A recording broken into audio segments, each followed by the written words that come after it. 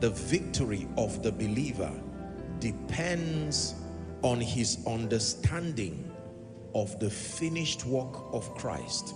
The victory of the believer, very powerful points to note as we begin tonight, that the victory of the believer is not dependent on sentiments, it's not dependent on some kind of superstitious wishes.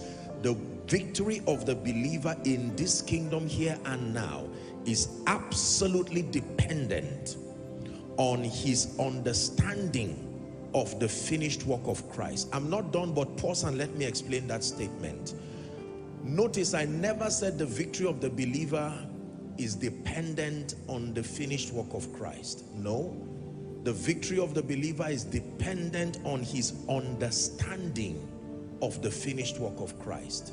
As you will be learning, the finished work of Christ, as potent and as powerful as it is, will continue to remain barren in the life of a believer until activated by superior spiritual understanding. So the victory of the believer depends on his understanding of the finished work of Christ, alongside the dynamics of appropriating the advantage it brings here and now.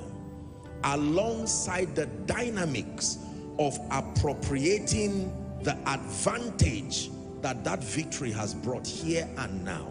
So we're discussing two things already. That number one, the victory of the believer depends on his understanding of the finished work of Christ, but it also depends on his or her ability to understand the dynamics of appropriating the advantage.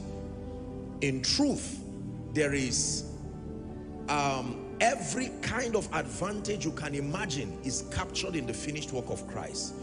But it does not mean that we will come into the experience of it arbitrarily. We must have an understanding of the finished work of Christ, but we must also know the dynamics of appropriating that advantage to our lives here and now. Are we together? Generally speaking, the Christian faith, and I want you to really listen. I took time to study this, hoping and trusting that God will use it to bless us tonight. Generally speaking, the Christian faith, now let's do a little Bible study.